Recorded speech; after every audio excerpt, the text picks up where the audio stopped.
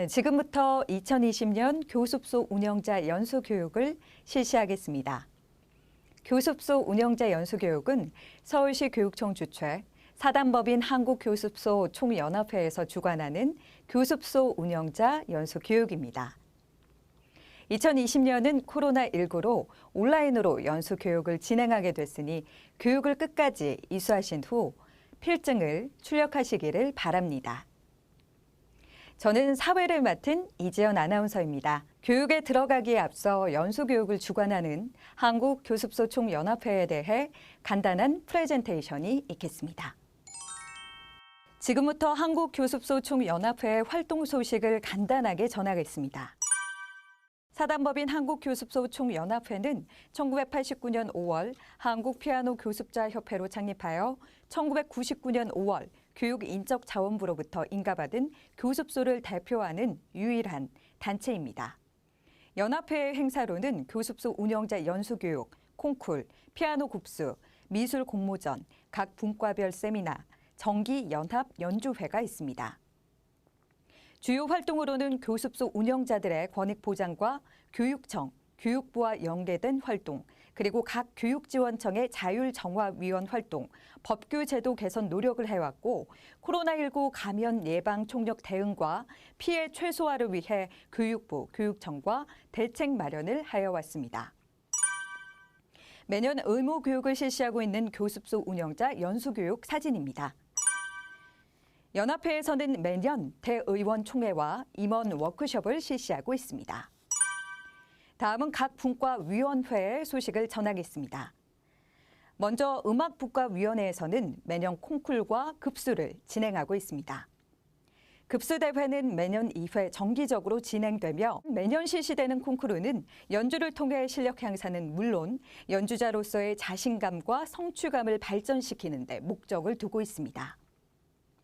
또한 서울지회 연합연주회는 서울 지역 학생들이 모두 하나가 되어 매년 1회 정기적으로 진행되며 다채로운 행사로 학생들에게 동기부여를 제공함으로써 다양한 경험을 바탕으로 기량 발전에 이바지하고 있습니다.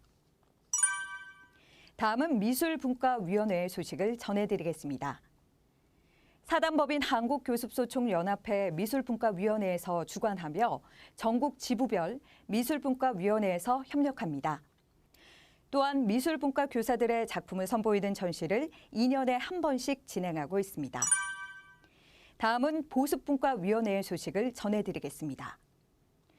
서울시 보습분과는 11개 지부 교습소 자율정화 점검 활동 및 역량 강화 설명회를 정기적으로 개최하고 있으며 보습분과 교습소 회원들과 지속적인 교류를 도모하며 사단법인 한국교습소 총연합회 가입 회원들과 혜택과 이익을 공유하고자 노력하고 있습니다. 교습소 연합회에서는 각종 세미나들을 진행함으로써 교습소 운영에 도움을 드리고 있습니다. 각 지부 활동 소식을 전하겠습니다. 각 지부에서도 교사들과 학생들을 위한 연주회, 전시회 등을 통해 다양한 활동 기회를 부여하고 있습니다. 자율정화 활동에 대해서 말씀드리겠습니다. 자율정화위원회는 서울시 11개 교육지원청 산하 교습소 총연합회, 서울지회 11개 지부의 지부장을 중심으로 임원들로 구성되어 매월 교육청에서 방문 계획 및 사전회의를 거쳐 점검 대상을 배정하고 활동을 합니다. 전 과정은 각 지부 임원들의 봉사로 이루어집니다. 한국교습소 총연합회는 교습소 운영의 자율성을 침해하는 각종 규제나 정책 등에 적극 대응하고 있으며 회원들의 권익 보호를 위해 다양하게 노력하고 있습니다. 교습소 운영의 어려운 점들을 개개인이 개선하기 힘든 제도나 각종 법 개정을 위해 애쓰고 있습니다. 이러한 활동이나 개선안들이 빠르게 이루어지기 위해 교습소 선생님들의 적극적인 동참이 필요합니다. 여러분들의 목소리를 함께할 연합회에 회원 가입을 해주시면 규제 개선이 하루라도 빨라질 수 있습니다. 여러분들이 지켜야 할 연합회에 동참해 주시길 부탁드리며 가입해서 납부해 주시는 회비는 교습소 운영의 현안 해결을 위해 사용됩니다. 교습소 연합회 회원으로 많이 가입하여 주시면 감사하겠습니다. 이어서 서울시 교육청의 교습소 관련 법령 개정 사항 및 주요 지도, 감독 사항에 대한 프레젠테이션이 있겠습니다. 법령 연수는 화면의 내용을 잘 숙지하여 주시기를 바랍니다. 본 내용에 대한 교재는 우편으로 발송된 내용을 참고하시고 혹시 우편으로 못 받으신 분들은 한국교습소 총연합회 홈페이지를 통해서 다운받으시면 되겠습니다. 학원 관련 법령 개정 현황에 관한 내용입니다.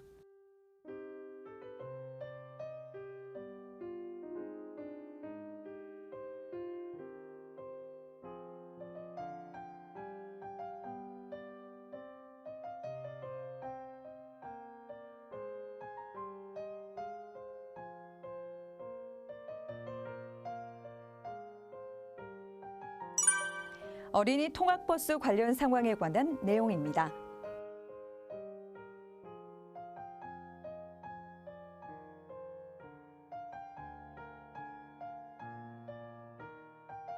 (2020년 11월 27일부터) 도로교통법 개정 사항으로 어린이 통학버스 적용 범위가 교습소까지 확대가 되었습니다. 통학버스를 운영하는 교습소 운영자께서는 이 부분에 있어서 반드시 숙지하시어 통학버스 관련 교육 및 지켜야 하는 사항에 대해서 철저히 해주시고 통학버스 관련 교육 및 개정된 사항에 있어서 꼭 지켜주시고 불이익 당하는 일이 없도록 하여 주시기를 바랍니다.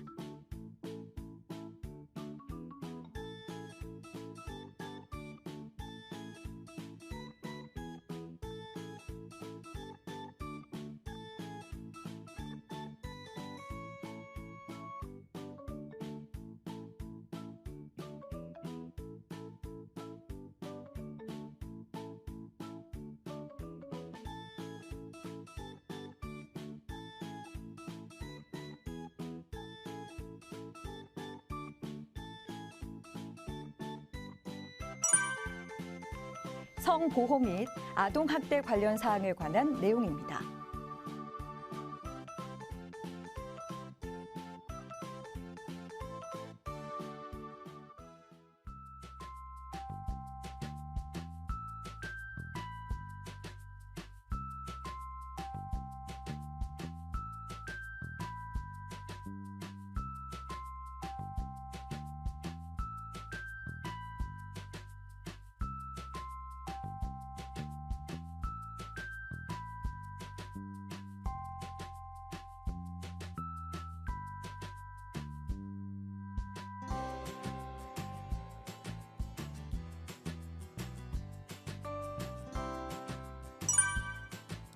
시설 안전 관련 사항에 관한 내용입니다.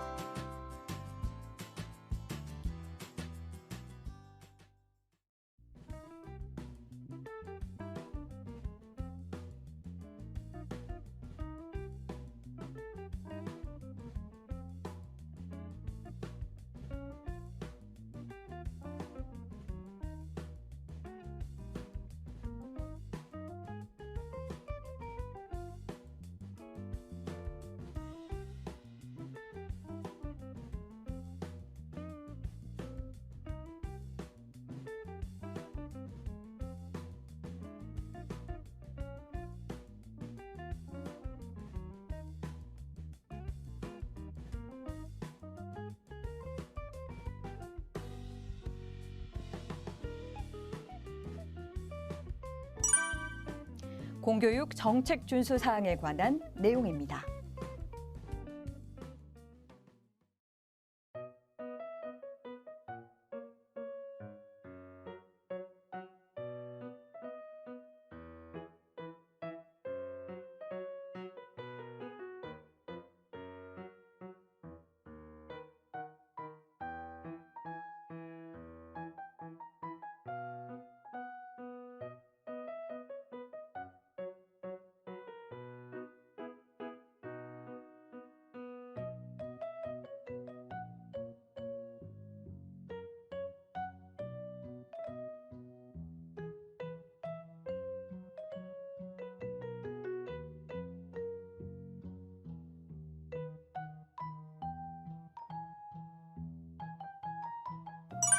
기타 사항으로 지도, 점검 운영에 관한 내용입니다.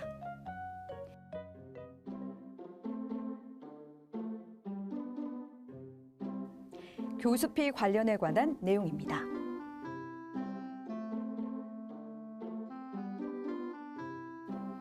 자율정화위원회에 관한 내용입니다.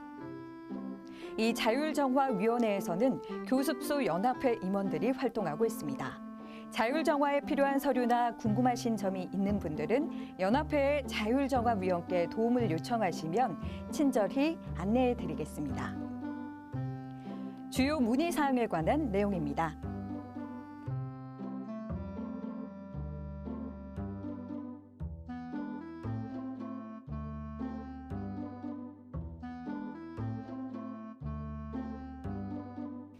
감염병 관련에 관한 내용입니다. 올해 코로나19가 있었을 때 방역, 소독에 있어서 교습소 연합회에서도 많은 활동을 하였습니다. 긴급 복지 신고 의무 관련에 관한 내용입니다. 다음은 공지사항입니다. 반드시 아이디와 비밀번호를 잘 확인하시고 연수 필증을 꼭 출력하셔서 보관하여 주시고 연합회 회원 가입 의사가 있는 분들은 필증 아래에 있는 교습소 연합회 이메일로 연락을 주시기를 바랍니다. 이상으로 2020년 교습소 운영자 온라인 연수 교육을 마치겠습니다. 수고 많으셨습니다.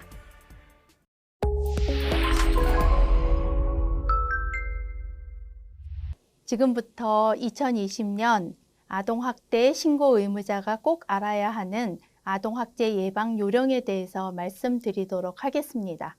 오늘 강의를 진행할 저는 원종숙입니다. 저는 광운대학교 평생배움연구소 수석연구원으로 있고요. 부모교육 전문가, 진로상담사, 미술심리상담사, 그리고 보건복지부와 여성가족부 위촉강사입니다.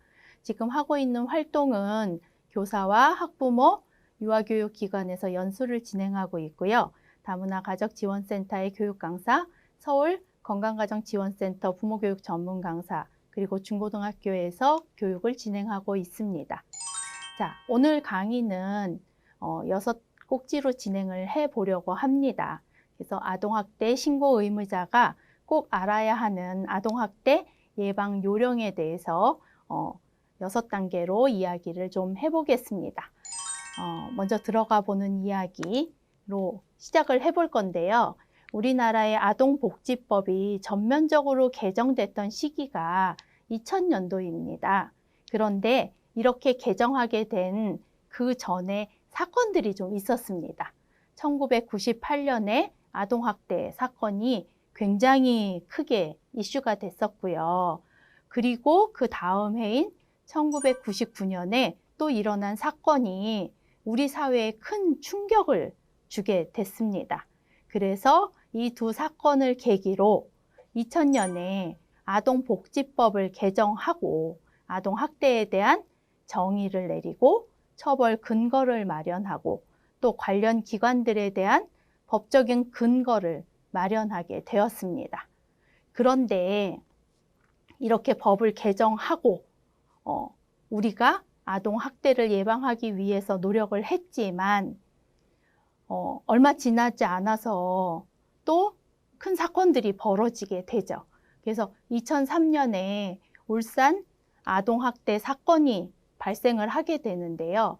이거는 부모에 의해서 아이가 학대를 받은 사건이었어요.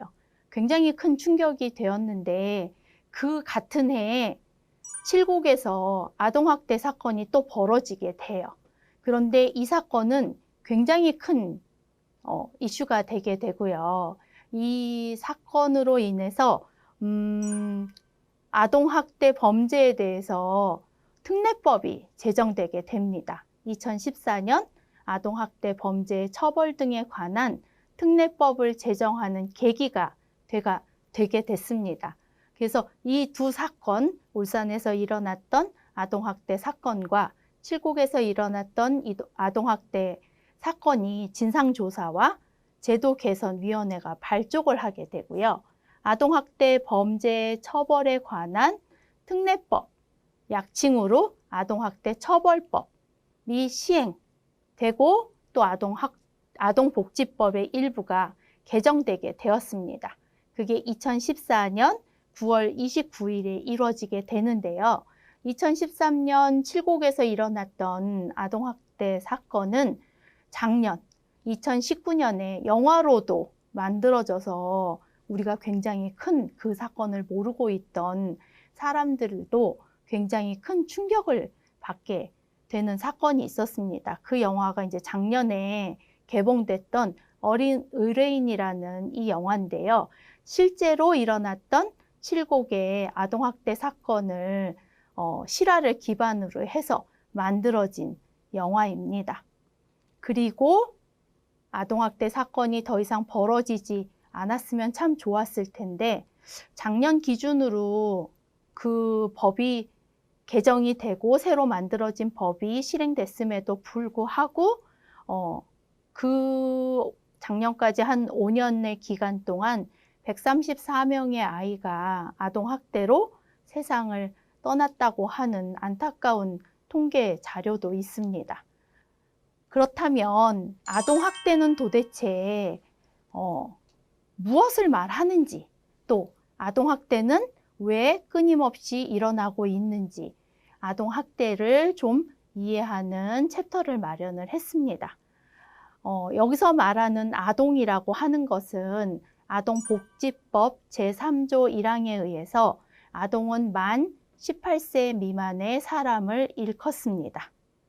또 아동학대란 아동복지법 제3조 7항에 의해서 보호자를 포함한 성인이 아동의 건강 또는 복지를 해치거나 정상적 발달을 저해할 수 있는 신체적, 정신적, 성적 폭력이나 가혹 행위를 하는 것과 아동의 보호자가 아동을 유기하거나 방임하는 것을 모두 포괄적으로 아동학대라고 정의를 합니다. 아동학대 범죄는 그 특례법에 의해서 아동학대 범죄 처벌 등에 관한 특례법 제2조 4항에 의해서 보호자에 의한 아동학대도 아동학대 범죄라고 이야기를 하고요. 형법상의 범죄, 복지법상의 범죄, 다른 법률에 의해서 가중처벌되는 죄, 아동학대 처벌법에 규정된 범죄 등 모든 것을 통틀어서 우리는 아동학대 범죄라고 정의를 내리고 있습니다. 아동학대에 대한 오해 부분이 좀 있는데요. 아동학대는 모두 처벌될 것이다. 우리는 흔히 그렇게 알고 있죠. 그리고 아동학대를 한 사람은 범죄자다. 그런데 그렇지는 않습니다. 이게 형법상의 처벌을 받았을 때는 우리가 처벌을 받았고 범죄자라고 일컫지만 형법상으로 처벌이 되지 않은 그 정도의 차이에 따라서 법률 위반의 정도에 따라서 아동학대는 처벌의 대상이 될 수도 있고 상담이나 교육의 대상이 될 수도 있습니다. 그래서 아동학대 행위는 아동학대 범죄로 수사를 진행하지만 범죄자로 처벌의 대상이 되는 범법자가 있고요. 범죄가 아닌 교화 대상으로 처리되는 경우 이것을 모두 통틀어서 아동학대 행위라고 하고 그 중에서 사안이 위중하거나 법률의 위반 정도가 심각한 경우에 처벌을 받게 되고 그 처벌받은 사람은 우리가 아동학대 범죄자라고 일컫게 되는 거죠. 아동학대를 다시 한번 정의를 해보자면 아동학대란 보호자를 포함한 성인이 아동의 건강 또는 복지를 해치거나 정상적인 발달을 저해할 수 있는 신체적, 정신적, 성적 폭력이나 가혹 행위를 하는 것들, 또 이것과 더불어 아동의 보호자가 아동을 유기하거나 방임하는 것을 말합니다. 그래서 신체학대, 정서적인 학대, 성적인 학대, 방임과 유기 모두를 아동학대의 범주 안에 포함이 됩니다. 그러면 이 하나하나의 하위 요소들을 한번 알아보도록 하겠습니다. 아동학대의 유형은 첫 번째 가장 흔하게 일어나는 것이 신체적인 학대입니다. 보호자나 주변의 사람들이 아동에게 행하는 신체적인 폭력 또는 가혹 행위들, 신체 학대에 포함이 되고요. 직접적으로 신체에 가하는 행위, 도구를 사용해서 신체에 가하는 행위, 또 신체에 유해한 물질로 신체에 가하는 행위, 완력을 사용해서 신체를 위협하는 행위 등 우리의 신체, 아동의 신체에 가해지는 모든 신체적인 폭력이나 가혹 행위들을 우리는 신체적인 학대라고 이야기를 하고요. 물론 처벌의 대상이 됩니다. 그래서 법은 두 가지, 아동복지법상의 처벌을 받게 되면 5년 이하의 징역이나 또는 3천만 원 이하의 벌금에 처해지게 되고요. 처벌법상의 형법에 처벌을 받게 되면 상해, 폭행, 특수폭행, 폭행치사 등으로 처리가 가능하고요. 특히 아동학대 치사 시에는 무기징역이나 5년 이상의 징역에 처해지는 처벌을 받게 됩니다. 신체 학대의 사례를 보도록 하겠습니다. 이런 사례가 있었어요. 10대 여제자의 도벽을 교정한다고 하면서 교사가 강목으로 엉덩이와 허벅지 등을 수십 차례 때려서 사망에 이르게 한 사례가 있었습니다. 물론 이 교사는 처벌이 됐고요. 아동학대 범죄의 처벌 등에 관한 특례법 위반으로 아동학대 치사 혐의로 구속 기소됐고요. 그래서 3년 6개월의 처벌과 아동학대 치료 프로그램 120시간 이수를 명령받았습니다. 신체적인 학대 못지않게 요즘 점점 그 유형이 확대되고 있는 것 중에 하나가 정서적인 학대입니다. 정서적인 학대는 아동에게 행하는 언어적인 폭력, 정서적인 위협, 감금이나 억제, 기타 가학적인 행위 모두를 정서적인 학대라고 이야기를 하고요.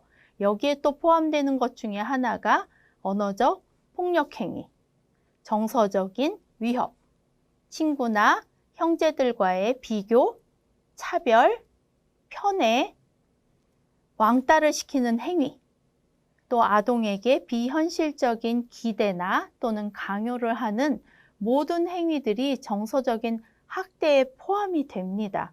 이것도 역시 처벌의 대상이 되는데요. 아동복지법상에 의하면 5년 이하의 징역이나 또는 3천만 원 이하의 벌금형에 처해지고요. 처벌법상으로 처벌을 받게 되면 체포나 감금, 중체포, 감금, 특수체포, 체포 감금 치상, 협박, 특수협박 등으로 처리가 가능하고 아동복지법보다는 훨씬 중한 처벌을 받게 됩니다. 정서적인 학대의 예를 한번 보도록 하겠습니다.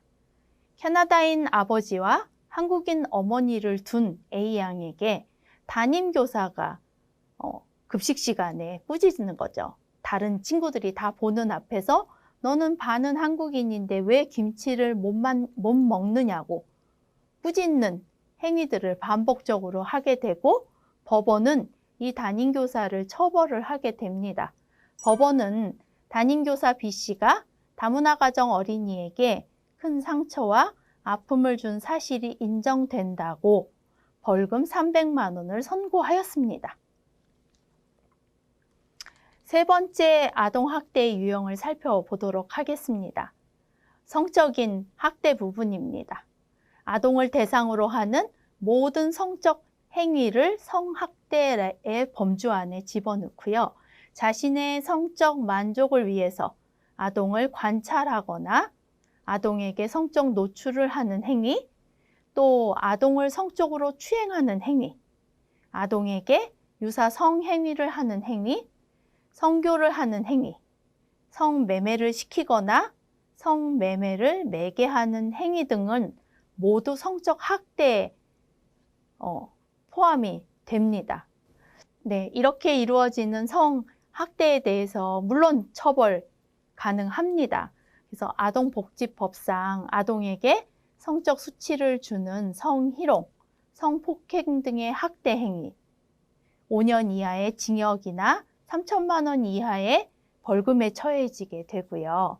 아동을 타인에게 매매하거나 아동에게 음란한 행동을 시키거나 음란한 행동을 매개하는 행위는 10년 이하의 징역이나 5천만 원 이하의 벌금형에 처해지게 됩니다.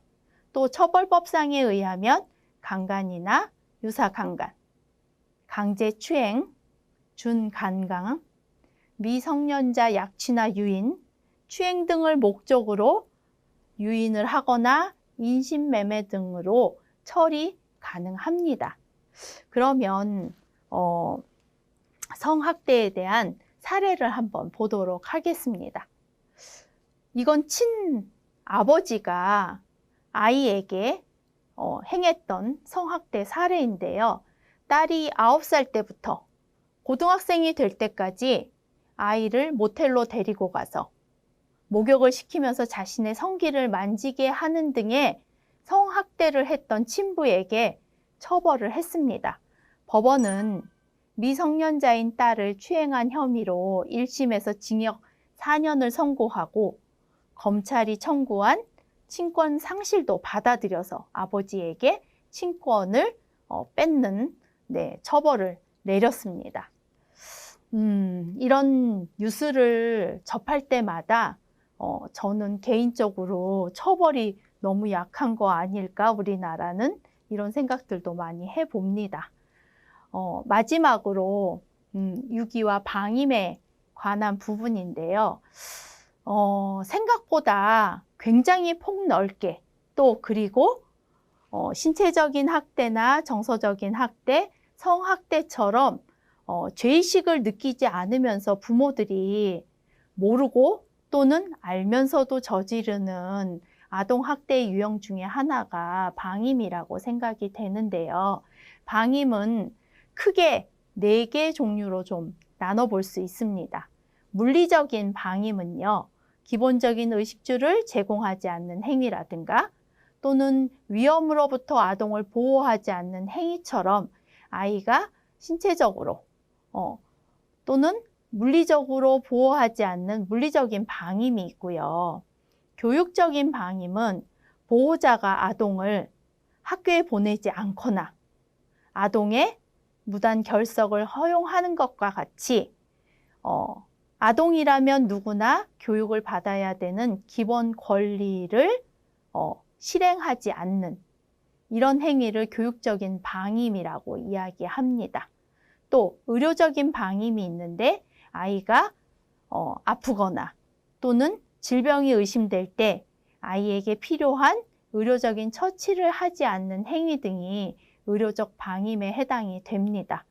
또 아이를 보호하지 않고 아이를 버리거나 아동을 병원에 입원시키고 사라지는 경우 같은 경우 아이를 버리는 행위, 유기 행위라고 이야기를 하고 물리적인 방임, 교육적인 방임, 의료적인 방임, 또 유기는 아동학대 유형인 방임의 유형에 들어가는 부분입니다. 이것도 아동학대에 해당이 되기 때문에 물론 처벌을 받습니다. 아동복지법상 5년 이하의 징역이나 3천만 원 이하의 벌금에 처해지고요. 처벌법상 유기, 또 영아를 유기하는 것, 학대, 아동을 일을 계속시켜서 혹사시키는 것, 또 유기치상 등으로 처벌 가능합니다. 지금 4가지 유형의 아동학대에 대해서 이야기를 들으셨는데요. 공통되게 신체적인 학대나 정서적인 학대, 방임에 대해서는 5년 이하의 징역에 처해지고요. 성학대의 경우에는 10년 이하의 징역에 조금 경중을 두고는 있지만 실제로 이런 사안들이 발생했을 때 처벌을 보면 사실은 우리나라가 굉장히 다른 나라에 비해서 처벌의 강도가 낮은 것을 좀 보셨을 거예요. 교육을 들으시면서. 아동학대 중방임의 사례를 한번 보도록 하겠습니다. 사진에 보시는 것처럼 이게 집이 맞는가? 라는 생각이 들을 만큼 집이 온갖 쓰레기로 가득 차 있는 사례가 있었습니다. 몇 년째 쓰레기를 버리지 않고 집안에 방치를 하고 집안 곳곳에 쓰레기 더미와 구더기가 발견되게, 그래서 이런 환경 속에서 아이를 키웠던 친모에게 처벌이 내려졌습니다. 관할구청에서 이 사안은 관할구청에서 폐기물 업체와 청소 전문 업체에 의뢰해서 집안을 치웠고요. 친모에게는 심리 검사를 진행하고 아동은 부모로부터 분리해서 아동보호 전문기관에 남매를 위탁했던 사안이었습니다. 네, 아동학대 현황에 대해서 표로 한번 살펴보도록 하겠습니다. 연도별로 신고 접수된 건수와 사례 판단된 건수를 살펴보도록 하겠습니다. 여기서 이제 이 표에서 보셔야 될 부분은요, 2004년에서 2014년까지를 한번 끊어서 볼게요. 그때 2004년에 6,900건, 한 7,000건 정도가 신고 접수가 됐고요. 2014년 보면 신고된 접수된 건수가 17,700여 건 정도 됩니다. 그러니까 10년 정도 시간 동안에 한 10,000건 정도가 더 많이 접수가 된 거죠. 그런데 2014년에서 17년 사이의 표를 보시면은요, 비약적으로 신고 건수가 늘어나게 됩니다. 그거에 더불어서 아동학대 의심 사례도 비약적으로 늘어나게 되는데요. 이게 갑자기 없던 아동학대가 숫자가 늘었다고 판단되시나요? 제가 생각할 때는 사람들이 신고를 많이 하게 된 데는 이렇게 우리 선생님들처럼 아동학대 의무자 교육 또는 아동학대 사례에 대한 교육들의 효과가 아닐까 싶어요. 예전에도 학대는 계속 진행 중이었고요. 지금도 여전히 학대는 숨은 곳에서 진행되고 있다고 저는 생각하는데요. 요 기간 동안에 비약적으로 이렇게 신고 건수도 늘어나고 의심 사례도 늘어나게 되는 이유는 이제 주변 사람들이 그냥 가정에서 일어나는 일이야, 저 집안 일이니까 타인인 나는 관여할 필요가 없어 라고 생각했던 사람들이 이거는 아동의 인권에 관한 문제고 아동의 생명과 관련된 문제니까 타인인, 남인 나도 아이들을 위해서 어떤 행동으로 옮겨야 된다는 결정을 하신 게 아닌가 싶습니다. 그리고 이 통계 자료는 17년까지이지만 작년 통계에는 더 많이 늘었을 거라고 저는 생각합니다. 또 아동학대 사례 유형을 보면 생각보다 어떤 4가지 유형, 신체적인 학대, 정서적인 학대, 성학대, 방임이 어느 것 단독 사례로만 일어나는 경우가 한 절반 정도밖에 되지 않는 거죠. 그러니까 정서적인 학대를 하는 사람이 시간이 지나면 신체적인 학대도 하게 되고요.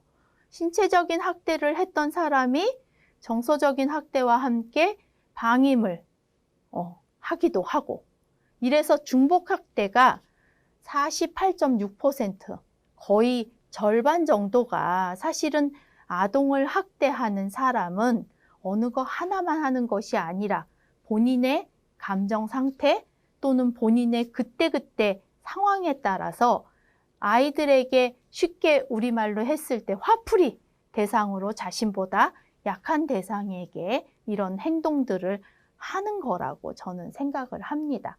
그래서 중복학대의 비율이 굉장히 높기 때문에 어느 하나만 해결하는 것이 아니라 통합적인 접근이 필요하다고 생각합니다. 또 요즘에 들어서 통계상 점점 늘어나고 있는 것이 정서적인 학대 부분입니다.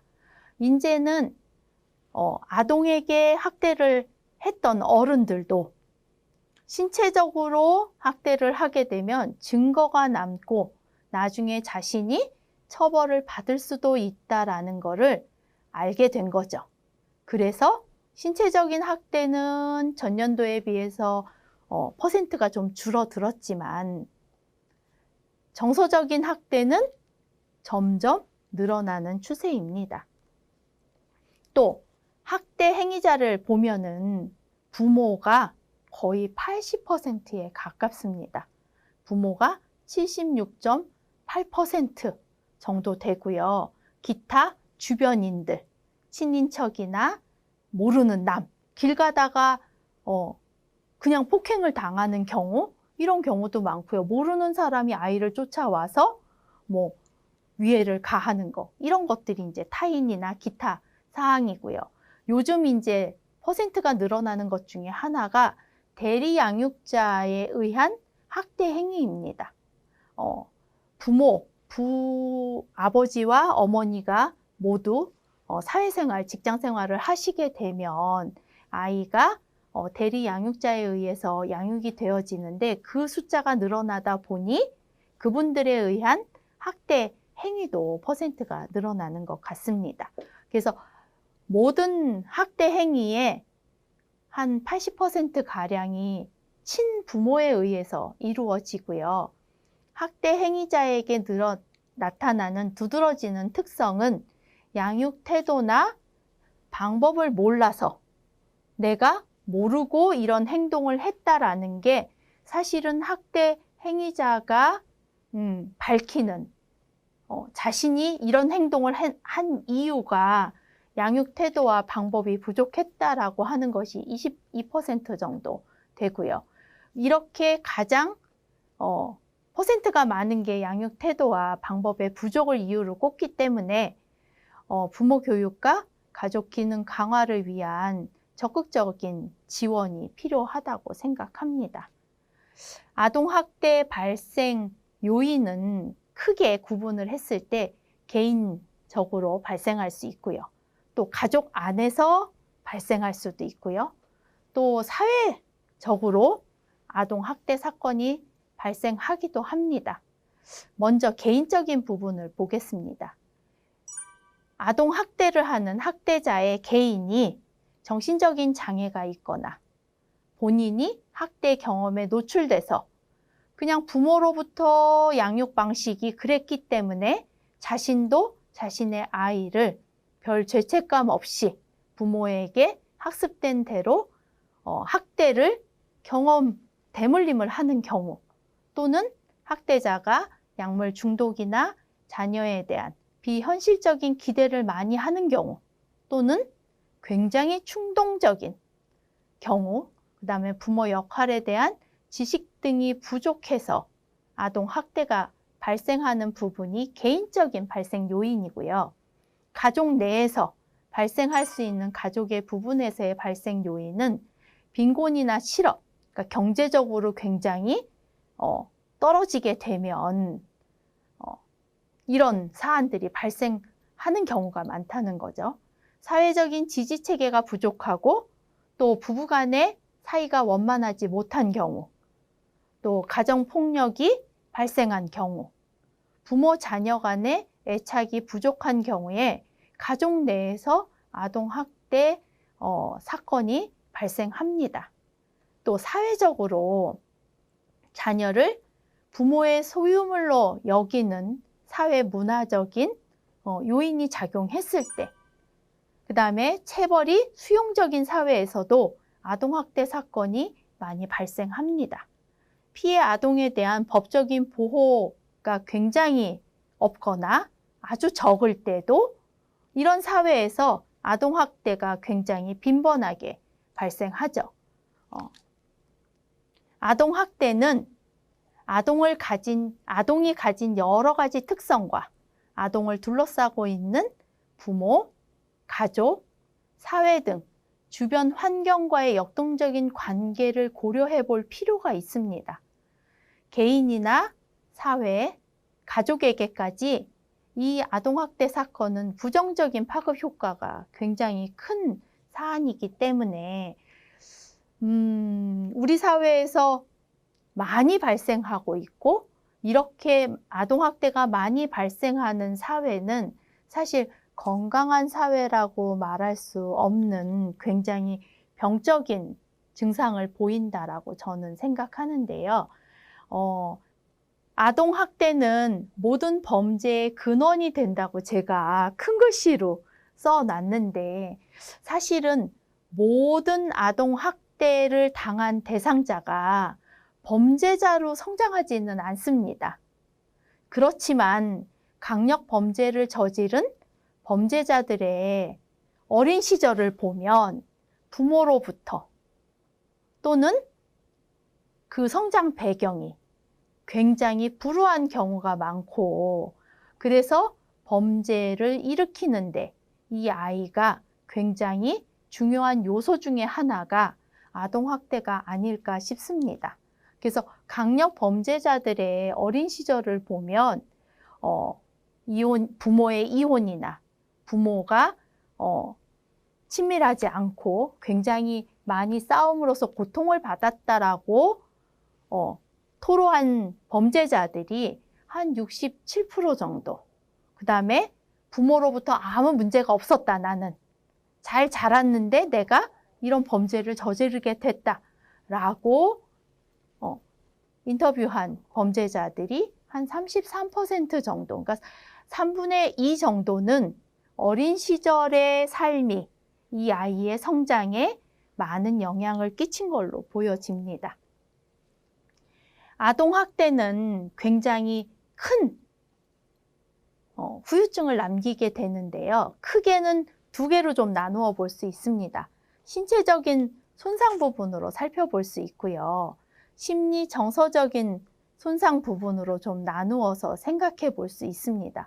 저는 심리 정서적인 부분이 훨씬 더 후유증이 크다고 생각하는 사람 중에 한 사람인데요. 물론 신체적인 손상, 어디 다치거나 뼈가 부러지거나 장기가 파열되거나 이런 것들도 물론 큰 손상이기는 하지만 신체적인 손상은 치료하고 나면 내가 세월이 가면서 그 상처가 흐려질 수 있는 여지가 있다면 심리 정서적인 손상은 세월이 지나도 사실은 이 부분이 잘 치유가 되지 않지요. 이 주인공은 뭐라고 얘기합니까? 내가 어렸을 때 부모로부터 당한 게 지금 내 삶까지도 내가 지금 이렇게 어렵게 삶을 이어가는 것 자체가 굉장히 힘들었다는 이야기를 합니다. 또 이 영화에 나온 사례뿐만 아니라 혹시 그 사례 기억하시나 모르겠어요. 70이 넘으셔서 자기 친아버지를 살해했던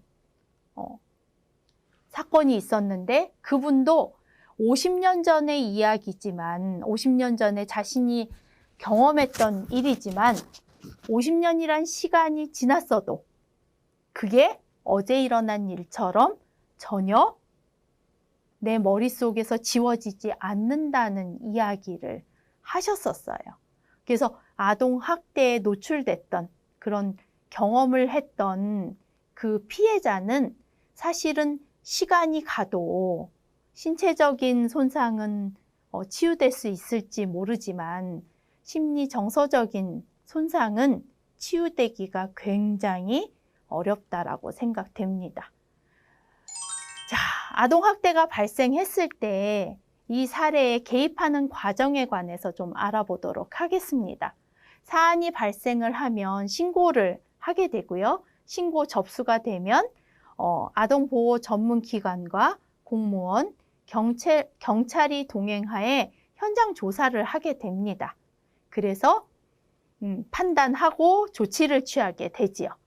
그래서 서비스 지원을 위한 사례회의와 계획을 수립하게 되고요. 이것들은 세 부분으로 나뉘어서 진행이 됩니다. 심리치료 부분에 의해서 진행되는 한 파트가 있고요.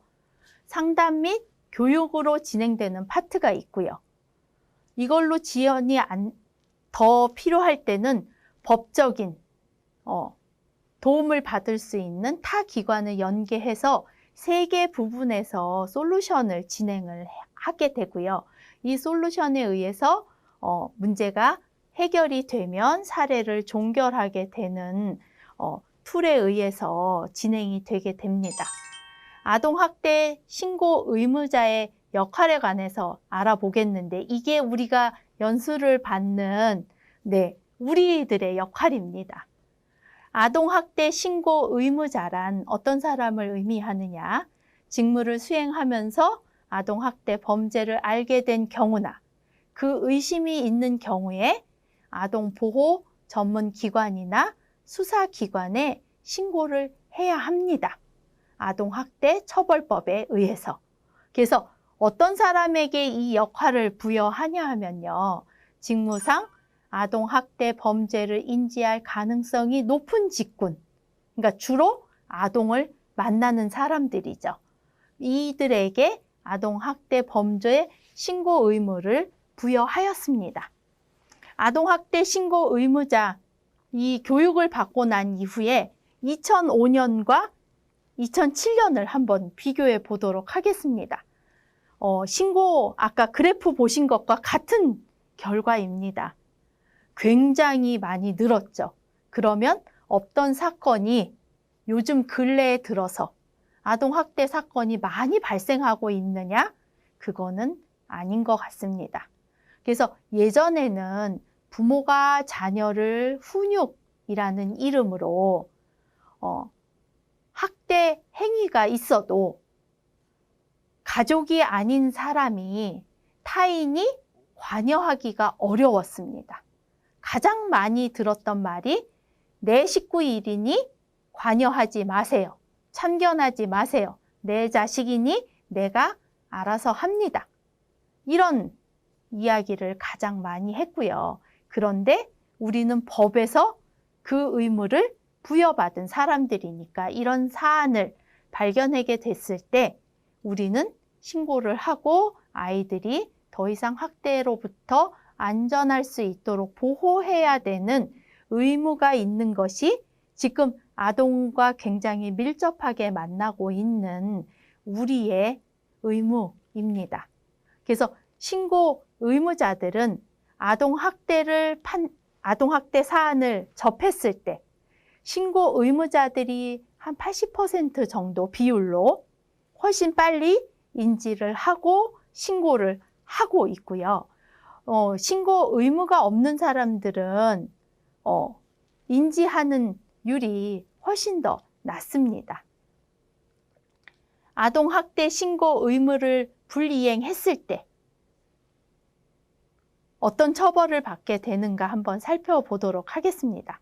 정당한 사유 없이 신고 의무를 불이행할 경우에는 500만 원 이하의 과태료가 부과되게 되고요. 이 사례가 있었습니다. 실제로 어떤 사례였냐면 친모가 아동을 맡겨둔 채 수개월간 연락이 끊겼어요. 이 사실을 알면서도 담당 구청이나 아동보호 전문기관에 신고하지 않고 피해 아동을 어린이집에서 계속 보육한 어린이집 원장님께서 처벌받으셨습니다. 그래서 부산시에서는 전국에서 최초로 과태료 120만 원을 부과하고 의무에 대해서 강제적으로 이행하는 것을 실제화하게 되었습니다. 아동학대 신고 의무자에 대한 교육은 아동복지법 시행령에 의해서 우리가 교육을 받고 있는데요. 정부는 아동학대 신고 의무자에게 신고 의무 교육을 실시할 수 있으며 자격 취득 과정이나 보수교육 과정에 아동학대 예방 및 신고 의무와 관련된 교육을 1시간 이상 포함시켜야 함을 법에서 밝히고 있습니다. 내용은 아동학대 예방 및 신고 의무에 관한 법령, 아동학대 발견 시 신고 방법, 또 피해 아동 보호 절차 등을 내용에 포함시켜야 되고요. 우리는 그런 내용으로 지금 오늘 교육을 진행하고 있습니다. 아동학대 신고 의무자 교육은 아동복지법 시행령 개정에 의해서 아동학대 신고 의무자 직장교육 의무 대상 기관에 종합병원과 아동복지시설이 추가가 됐습니다. 2015년에. 그리고 이거를 실시하지 않을 시에는 300만 원 이하의 과태료가 부과되게 됩니다. 그래서 우리 선생님들도 지금 온라인을 통해서 아동학대 신고 의무자 교육을 지금 열심히 공부하고 계신 거죠. 아동학대가 의심되는 상황이 발생되면 나는 어떻게 해야 될까? 신고 절차에 관해서 말씀드리도록 하겠습니다. 우리 원에 오는 학생에게 학대 의심 징후가 발견을 했어요. 신체적인 부분이나 또는 정서상의 부분에 있어서 좀 의심해 볼 만한데? 라고 의심 징후가 발견이 되면 아동의 안전을 위해서 신병을 먼저 확보하셔야 되고요. 아동 학대 신고를 하셔야 됩니다. 112 또는 11129 아동 학대 신고를 하시고요. 신고를 하게 되면 아동복지기관에서 현장 조사와 사례 개입을 하게 되고 협조를 하셔야 합니다. 또 사후 지원이나 서비스에도 나는 협조를 하셔야 합니다. 그래서 아동학대 신고 의무자는 아동학대 신고 시에 보호자에게 신고 내용을 알리거나 아동학대 증거가 은폐되지 않도록 주의하셔야 됩니다.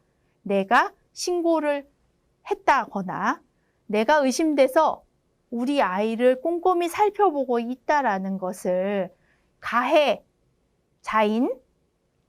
주변인들에게 드러나지 않도록 조심하셔야 합니다. 그래서 아동보호 전문기관의 협력 사례를 한번 보도록 하겠습니다. 아동보호 전문기관이 친부에게 성학대를 당한 아동을 상담하던 중에 아동이 불안한 상황에서 진술을 원활히 하지 않아서 어려움을 겪고 있었고요. 이 전문기관에서 아동이 편안한 분위기에서 진술할 수 있도록 평소 아동과 친분이 있는 어린이집 보육교사에게 조력해 줄 것을 부탁했고요. 이 보육교사는 아동이 편안하게 느낄 수 있도록 아동을 달래고 아동의 잘못이 아니니 솔직하게 말해도 된다고 아동을 안심시키고 이후에 아동이 안정감을 느끼고 사실을 진술하게 돼서 이 내용이 증거로 채택되고 성학대를 했던 친부가 처벌받을 수 있었습니다. 그래서 교사인 내가 혹시라도 발생할지 모를 아동에게 증거로서 내가 도움을 줄 수 있다면 그 부분에서 개입하시고 조력자로서 역할을 해주시기를 부탁드립니다. 5번째, 아동학대 그럼 사안이 발생했을 때 내가 감지했을 때 어떻게 신고하면 좋을지 한번 보도록 하겠습니다. 아동학대 신고 의무자를 위해서 제가 아동학대 체크리스트를 한번 찾아봤습니다. 그래서 문항이 15가지 정도 되는데요. 선생님들이 이거에 해당되는지, 우리 아이가 의심이 되는지 1번부터 15번까지 yes, no로 표시를 좀 해보시고요. 이 중에 한 가지라도 해당이 되면 아동학대를 의심해 볼 수 있는 상황이라고 인식하시면 될 것 같습니다. 그래서 우리 원에 오는 아이 중에 이런 증상을 보이는 아이가 있다. 그렇게 되면 이제 신고를 하시면 되고요. 그때 유의하셔야 될 사항이 있습니다. 가능한 증거 사진을 좀 확보하셨으면 좋겠습니다. 특히나 신체에 일어난 손상 같은 경우에는 시간이 지나면 자연 치유되는 부분이 있어서 내가 발견했을 때 사진을 찍어서 증거 사진을 확보해 둘 필요가 있으시고요. 아동이 혹시라도 정서적으로 굉장히 불안해질 수 있기 때문에 큰일이 일어난 것처럼 본인이 깜짝 놀래거나 감정의 변화를 드러내지 마시고 일상적으로 우리 아이를 대해 주셨으면 좋겠습니다. 또 성학대의 경우 증거 확보를 위해서 씻기거나 옷을 갈아입히지 않은 이 경우는 바로 사안이 발생했을 때 바로 그 직후에 이야기입니다. 진술에 오염이 있으므로 학대에 대해서 계속 캐묻거나 내가 유도 질문을 하면은 안 됩니다. 또 경찰 조사에서 현장 조사에 적극적으로 협조해 주셨으면 좋겠고, 신고자에 대해서는 법적으로 비밀 보장이 된다는 사실도 더불어 알고 계셨으면 좋겠습니다. 아동학대 신고자를 보호하기 위해서 법률로 정해놨습니다. 신고를 머뭇거리게 되는 이유 중에 하나가 사실은 내가 나중에 보복을 받지는 않을까? 또는 잘못된 신고를 하게 되지는 않을까 하는 우려 때문이 사실은 가장 많이 망설이게 되는데요. 누구든지 아동학대 범죄 신고를 이유로 불이익을 받아서는 안 된다라고 아동학대 처벌법에서 밝히고 있고요. 공익신고보호법, 특정범죄 신고자 등에 관한 법률에 의해서 신고자의 인적사항이나 신고임을 알 수 있는 사실을 다른 사람에게 공개하거나 알려주게 되면 3년 이하의 징역이나 3천만 원 이하의 벌금에 처해지게 됩니다. 자, 이제 우리 교육의 강의의 끝에 다다르게 됐습니다. 마지막으로 한 가지만 더 알려드리고 오늘 강의를 마무리하도록 하겠습니다. 핸드폰에 요새는 스마트폰 다 사용하시니까 구글 플레이스토어나 애플의 앱스토어에 들어가셔서 아이지킴콜 112 앱이라는 앱을 다운을 하나 받아서 선생님들이 활용해 보셨으면 좋겠습니다. 이 앱에는 전국 아동보호 전문기관 현황과 아동학대 예방에 관련된 다양한 자료들이 많이 담겨져 있으니 선생님들께서 활용해 보셨으면 좋을 것 같아서 제가 마치는 마지막 화면에 이거를 보충을 했습니다. 그러면 아동학대 신고 의무자가 꼭 알아야 하는 아동학대 예방 요령에 대해서 강의를 마치도록 하겠습니다. 감사합니다.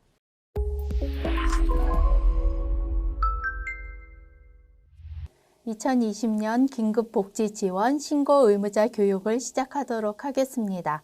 강의를 진행할 저는 원종숙입니다. 제가 보유하고 있는 자격, 광원대학교 평생배움연구소 수석연구원이고요. 부모교육 전문가이며 진로상담사, 미술심리상담사, 보건복지부와 여성가족부 위촉 강사입니다. 그리고 여러 기관에서 전문적으로 강의를 진행하고 있습니다.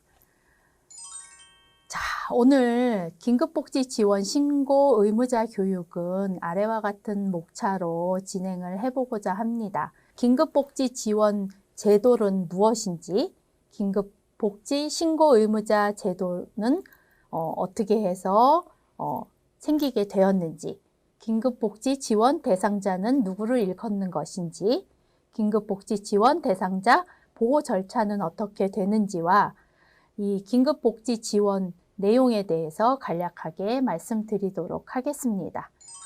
긴급복지 지원 제도는 2004년 12월에 대구 불로동에서 4세 아동이 아사하는 사건이 있었습니다.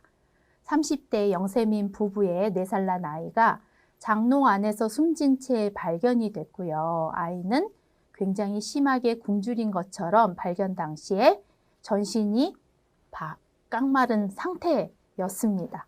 이렇게 위기 상황에 처한 저소득층에 대한 신속 지원의 필요성이 대두되게 되어 긴급복지 지원법을 제정하게 됐고요. 2005년에 제정을 하고 2006년부터 시행이 되었습니다. 그래서 이 긴급복지 지원 제도의 목적은 저소득 위기 가구를 대상으로 하고요. 위기 사유에 따라서 생계나 주거, 의료비 등을 일시적으로 신속하게 지원해서 빈곤 계층으로의 추락을 방지하고자 하는 것을 목적으로 합니다. 또 이 제도의 기본 원칙은 3가지가 있는데요. 첫 번째는 선 지원 후에 후조사하는 것을 원칙으로 합니다. 또 장기 지원은 아니고요. 단기 지원을 원칙으로 하고 있어요. 그래서 아주 짧게는 1개월에서부터 1회 지원을 원칙으로 하고 있고, 그러나 위기 상황에 따라서 연장될 수도 있습니다. 또 마지막으로 타 법률 지원 우선의 원칙을 가지고 있는데요. 타 법률에 의해서 동일한 내용의 구호나 보호를 받고 있는 경우에는 긴급 지원의 대상이 되지 않습니다. 그러면 긴급복지 신고 의무자 제도의 추진 배경에 대해서 알아보도록 하겠습니다. 조금 전에 말씀드린 것처럼 2004년에 발생한 대구 불로동의 4세 아동 아사 사건으로 2005년 긴급복지지원법이 제정되게 되었고요. 세월이 한 10년쯤 지난 후에 우리가 많은 분들이 알고 계신 근래의 일이기 때문에 2014년 송파 새 모녀 사건을 계기로 해서 긴급복지 지원에 대한 지자체 재량을 확대하고 또 소득재산을 기준을 완화하는 개정이 시행됐었습니다. 그러면 여기서 잠깐 이 사건을 모르시는 분을 위해서 잠깐 말씀을 드리면은요. 송파 세모녀 사건이라고 하는 것은 2014년 2월에 서울 송파구 석촌동의 단독주택 지하 1층에서 살던 어머니와 두 딸이 생활고로 고생하다가 결국에 스스로 목숨을 끊은 아주 안타까운 사건이 있었습니다. 지하 셋방에서 살던 세 모녀는 질병을 앓고 있었고요. 물론 수입도 없는 상태였습니다. 이들은 2014년에 마지막 집세와 공과금 용도로 70만 원, 그리고 집주인 아주머니께 죄송하다는 말씀을 남기고 자살을 하게 되는데, 이들은 사실은 어떤 그 법의 테두리 안에서도 잡히지 않는 복지 대상이었던 거죠. 복지 사각지대 해소 노력에도 불구하고 4년이 지난 후에 또 충격적인 사건이 또 발생을 하게 됩니다. 2018년 증평군의 모 아파트에서 40대 여성이 3살 난 딸과 함께 숨진 채 발견된 사건인데요. 남편과 사별한 이후에 빅독촉과 생활고에 시달리던 중 자살한 것으로 추정되는 사건이었습니다. 모녀는 사망 후에 석 달이나 지난 다음 아파트 관리비가 계속 연체되는 것을 수상하게 여긴 관리사무소 직원에 의해서 발견되고 신고되었습니다.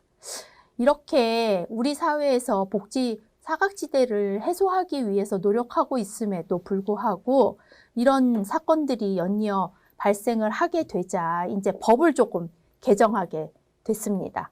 그래서 긴급복지 신고 의무자 범위를 좀 확대를 하고요. 신고 의무자에게 신고 의무 교육을 통해서 위기 가구를 적극적으로 발굴하고 복지 사각지대를 예방하도록 긴급복지 지원법을 개정하게 된 것이 18년이고요.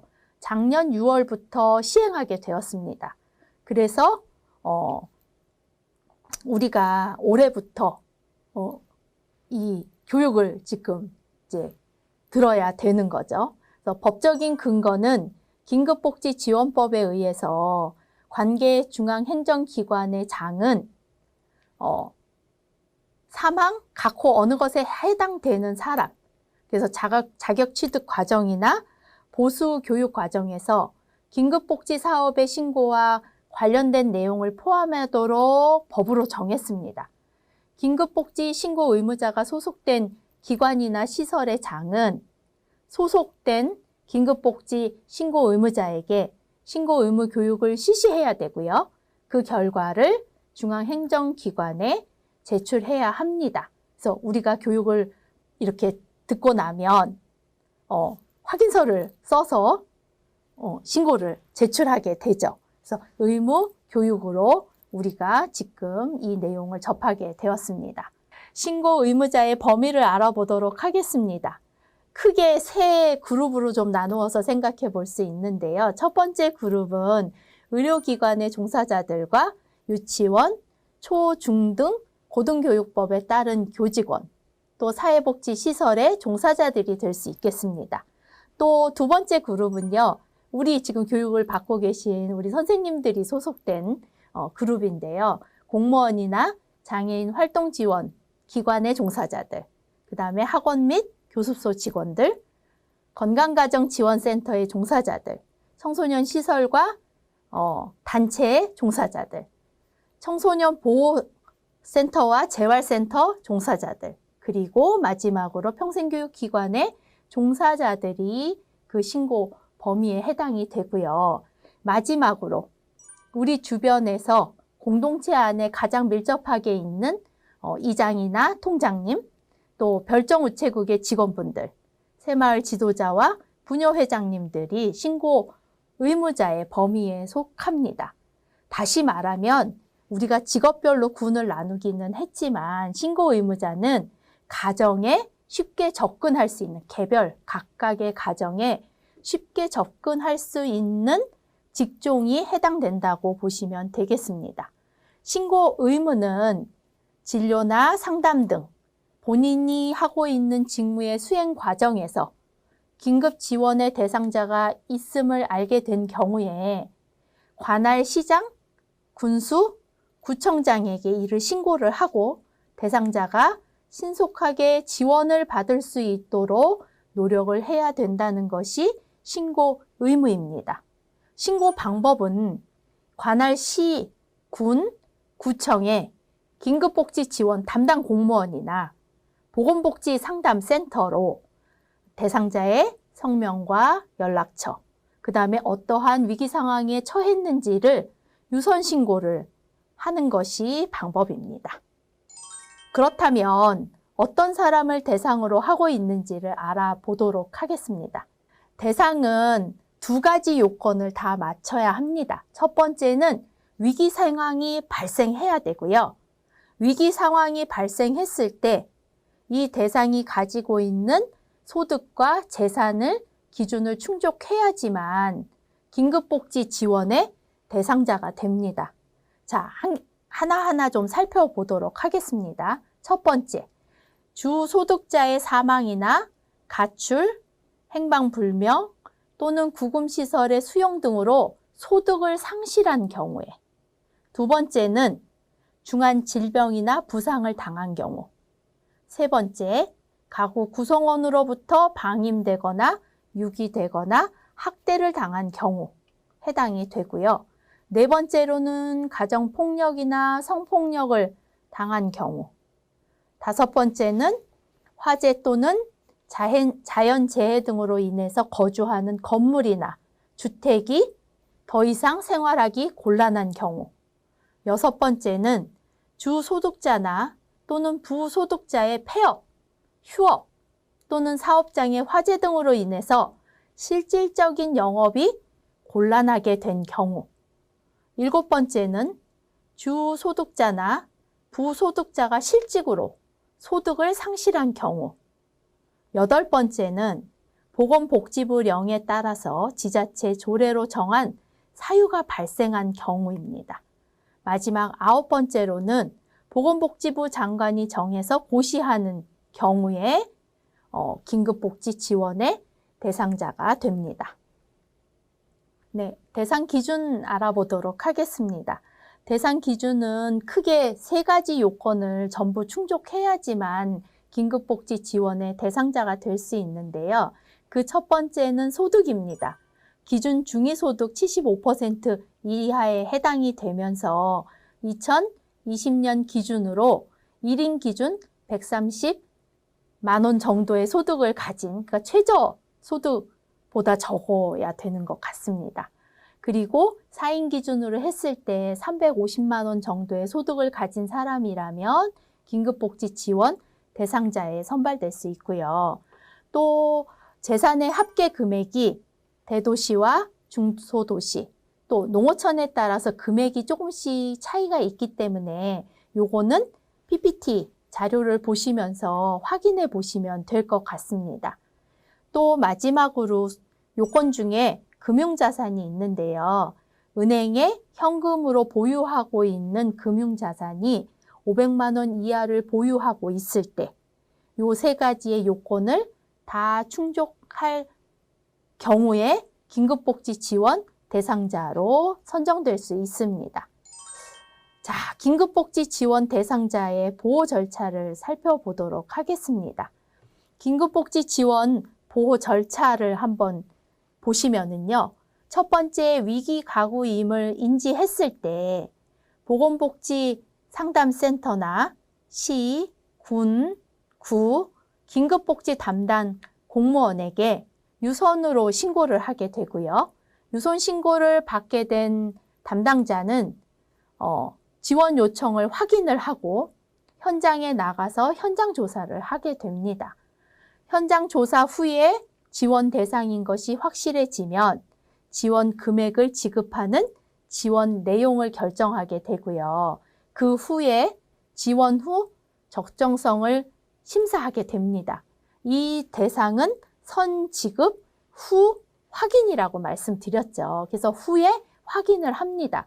사후 조사를 하고요. 소득이나 재산을 조사를 하고 위원회를 개최해서 이 지급이 적정했는지 심의하고 의결하는 과정을 거치게 되고요.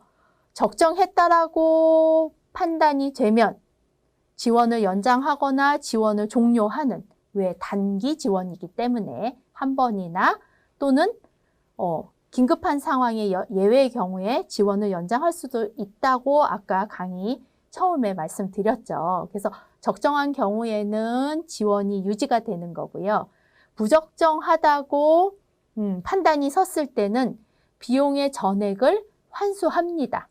또 일부 환수를 하는 경우에 환수 면제도 되고 이런 절차에 의해서 진행이 되게 됩니다.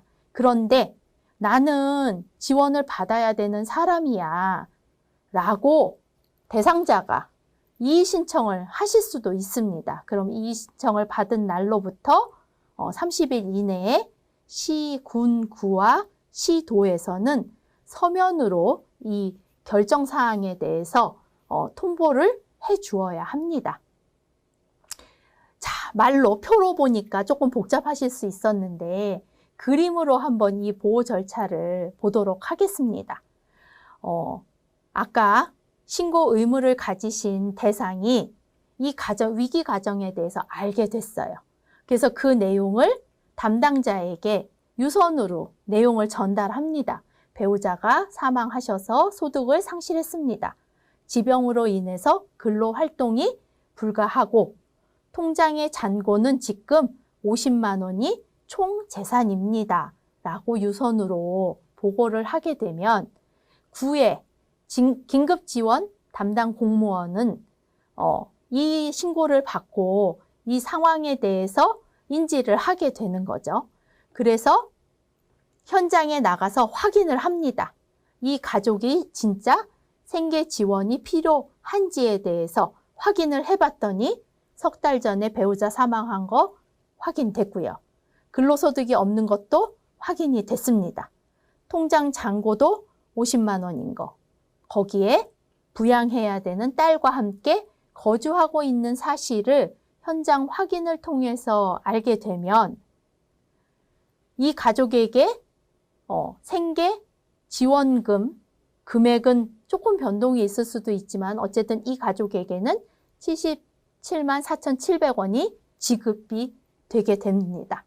그리고 난 후에 이제 사후 조사 결과를 바탕으로 해서 긴급 지원 심의위원회를 열게 되고요. 그곳에서 적정성에 대해서 심사를 하게 됩니다. 그래서 이 보호자가 대상자가 소득이 0원이고 재산의 합계액은 지금 살고 있는 집을 포함해서 8천만 원, 그다음에 금융자산은 156만 원인 것을 확인하게 되면 심사 결과가 적정한 것으로 판단돼서 지원금은 지금 선 지급한 거 플러스 위기 상황이 해소되지 않아 2개월 동안 추가 지원을 결정하게 됩니다. 긴급복지 지원의 내용을 알아보도록 하겠습니다. 위기 상황에 따라서 생계, 주거, 의료비 등을 단계적으로 지원하는 긴급복지 지원입니다. 대상은 위기 사유로 인해서 생계가 곤란해지신 분들을 대상으로 하고요. 지원의 내용은 가구 원수별로 생계 지원금을 차등 지급을 하게 됩니다. 그래서 1인 가족인 경우와 4인 가족인 경우에 이게 복수로 지원되지는 않습니다.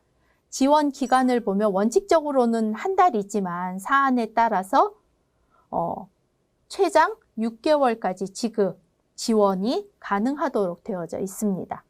또 지원의 예시를 살펴보도록 하겠습니다. 예를 들면 주소득자의 사망 또는 실직으로 인해서 당장 다음 달부터 생계가 어려운 경우에 지원된다라고 예시로 말씀드릴 수 있겠습니다.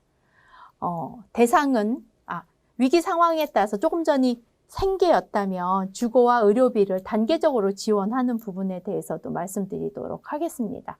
대상은 중한 질병 또는 부상에 따른 의료비를 감당하기 곤란한 사람. 그런데 퇴원 전 신청이 원칙입니다. 또 만성질환과 치과 치료의 경우에는 지원이 불가합니다. 지원의 내용은 각종 검사나 치료 등 의료 서비스와 약제비를 지원하는데요. 금액이 최대가 정해져 있어요. 그래서 최대 300만 원까지 위기 상황일 때 의료비를 지원할 수 있습니다. 지원 횟수는 1회를 원칙으로 하지만 사안에 따라서 최대 2회까지도 지원할 수 있고요. 예를 살펴보도록 하겠습니다. 갑작스러운 뇌경색이나 심정지로 인해서 중환자실 입원을 하게 되거나 수술을 하게 된 경우에 의료비를 지원받을 수 있습니다. 주거 지원을 알아보도록 하겠습니다. 주거 지원의 대상은 위기 사유의 발생으로 인해서 주거 지원이 필요하다고 인정되는 사람을 대상으로 합니다. 지원의 내용을 보면 지자체 소유의 임시 거처, 임시 거소나 또는 주거에 소요되는 실비를 지원하게 됩니다. 지역 및 가구 원수별 지원 상한액이 가족에 따라서 상이하고요. 2020년 4인 가구를 기준으로 했을 때 지역별로 상한액이 조금씩 다릅니다. 대도시이냐, 중소도시이냐, 농어촌이냐에 따라서 지원 금액이 조금 다릅니다. 지원 기간은 이것도 역시 한 달을 원칙으로 하지만 최대 12개월까지 지원이 가능하고요. 이 주거 지원의 예를 보도록 하겠습니다. 화재나 또는 강제 퇴거를 통보받은 것으로 인해서 현 거주지에서 생활이 불가능한 경우 임시 거처를 마련해 필요한 비용을 제공하는데 이거를 대상자에게 직접 제공하는 것이 아니라 이 임시 거처를 제공한 사람에게 직접 지급하게 됩니다. 그래서 가까운 예로는 얼마 전에 울산에서 큰 화재 사고가 있었잖아요. 그럴 때 시에서 임시 거주할 곳을 마련해 주는 것. 그런데 그게 원칙적으로는 한 달이 지원 기간이라는 거. 가까운 과거에 있었던 일이라 예시로 말씀을 드려봅니다. 사회복지시설의 이용을 지원하는 것도 긴급복지 지원의 한 가지 항목 중에 하나인데요. 대상은 위기 사유의 발생으로 사회복지시설에서 제공하는 서비스가 필요하다고 인정되는 사람을 대상으로 합니다. 그래서 시설 이용 실비를 지원하고요. 가구 원수별 지원 상한액이 조금 다릅니다. 그래서 1인 가족일 때와 4인 가족일 때 금액은 여기 PPT에 나온 것을 참조하시면 되겠습니다.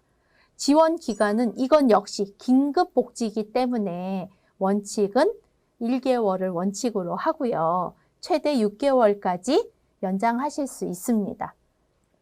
네, 지원의 예를 보도록 하겠습니다. 가족 구성원으로부터 방임을 당하거나 공동생활시설의 이용료가 발생한 경우에 대상자에게 사회복지시설의 이용을 지원합니다. 네. 긴급복지 생계와 의료, 주거, 사회복지시설 이용 지원 수급자로서 기타 지원이 필요하다고 인정되는 사람을 대상으로 해서 기타 지원도 가능합니다. 이 기타 지원에는 어떤 것이 있는지 한번 살펴보겠습니다. 교육비라든가 동절기의 연료비, 또 아이를 낳은 비용, 장례를 치른 비용, 또 단전 시의 전기, 요금 같은 경우가 기타 지원의 종류에 해당이 되겠습니다. 이제 조금 더 알아보려고 하는데요. 의료기관이나 노숙인 시설의 종사자들을 예로 들어서 조금 더 내용을 알아보도록 하겠습니다. 의료기관의 종사자들은 지원 대상을 이런 경우에 만나실 수 있을 것 같습니다. 중한 질병이나 부상으로 입원을 하거나 수술한 경우에 지원 대상을 만나실 수 있겠죠.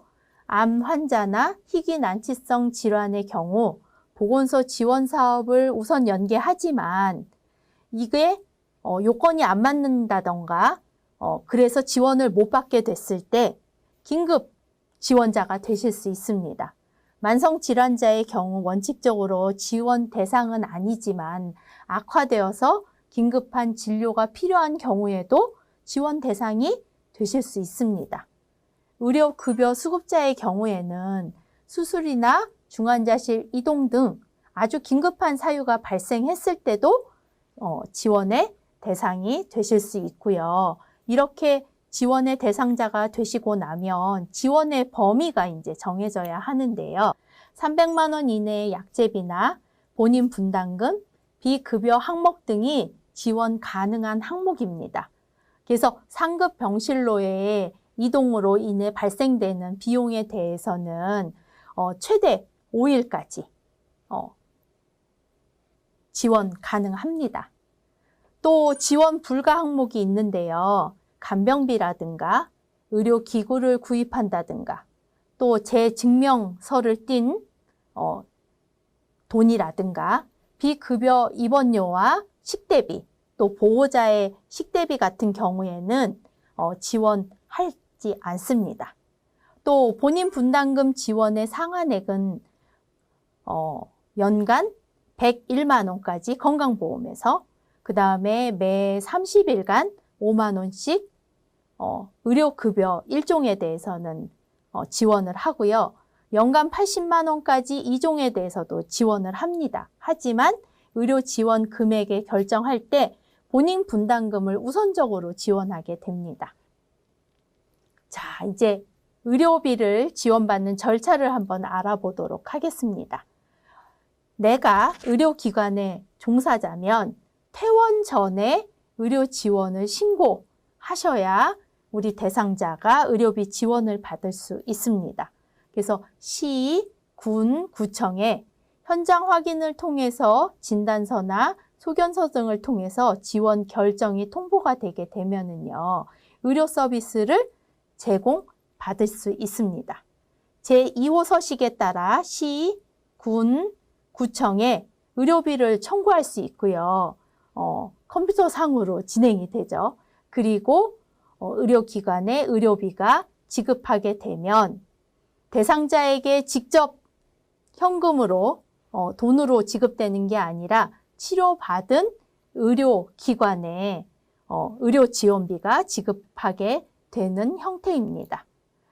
자, 두 번째로 노숙인 시설의 종사자들 같은 경우에는 이런 분들을 만나실 수 있을 것 같습니다. 가족으로부터 방임되거나 유기 또는 생계 유지 등의 곤란으로 인해서 노숙을 하는 경우에 노숙한 지 6개월 미만인 노숙인을 지원 대상으로 합니다. 노숙인 시설이나 노숙인 종합지원센터에서 노숙인을 사정한 후에 미리 사정을 알아보고 시, 군, 구청장에게 긴급 지원 대상자로 신청을 하게 되면 대상으로 선정되실 수 있습니다. 신청한 노숙인 시설 및 노숙인 종합지원센터에서 주거 지원 등에 관한 임시 거주지 마련과 사후 관리 협조를 협조사항으로 받으실 수 있습니다. 자, 질문을 통해서 이제 오늘 이야기 나누어 본 강의 내용을 정리를 좀 해보도록 하겠습니다. 가장 많이 질문하시는 게 첫 번째가 주말이나 공휴일에도 신고가 가능한가요? 라는 질문이 1위로 선정이 됐습니다. 네, 가능합니다. 보건복지상담센터를 통해서 1년 365일 24시간 신고가 가능합니다. 기존에 도움을 받았던 분도 지원이 가능한가요? 답부터 말씀드리면 불가합니다. 동일 위기 사유에 대해서는 2년 이내, 다른 위기 사유에 대해서는 3개월 이내에 재지원은 불가합니다. 단지 의료 지원의 경우에는 별도 상담을 하시면 가능한 사안도 있기 때문에 의료 지원 같은 경우에는 따로 문의하시는 필요가 있겠습니다. 자, 세 번째, 많이 나왔던 질문 중에 하나가 전국 지자체 지원 기준은 동일한가요? 그렇지 않습니다. 각 지자체마다 차이가 있습니다. 소득이나 재산 기준은 동일하지만 일부 조례로 정하는 위기 사유의 경우에 지자체마다 조금씩 차이가 있을 수 있습니다. 그래서 자세한 사항은 이 지원받을 대상자의 주민등록 주소지, 시, 군, 구청에 문의가 필요합니다. 우리가 이런 의무교육을 받을 때마다 왜 내가 이런 의무교육의 대상자가 되어야 하는가에 대해서 아마도 궁금함이 생기실 수 있습니다. 아마도 제가 생각할 때는 선생님들께서 각각의 개별 가정에 쉽게 그 상황들을 인지할 수 있는 직업군에 해당되시기 때문이라고 생각합니다.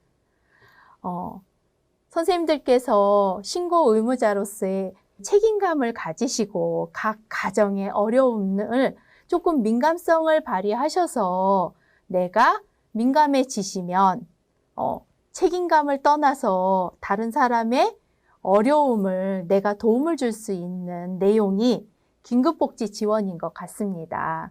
그래서 오늘 들으신 강의를 잘 숙지하시고 내가 만나는 아이들 또는 아이와 학부모님들을 통해서 혹시라도 발생할 수 있는 긴급복지 지원 대상자가 혹시 내 주변에 있지는 않은가 민감성을 발휘해 보시면 좀 더 우리가 다 함께 행복하게 살 수 있는 사회가 되지 않을까 합니다. 오늘 강의를 들어주셔서 감사합니다. 이것으로 강의를 마치도록 하겠습니다.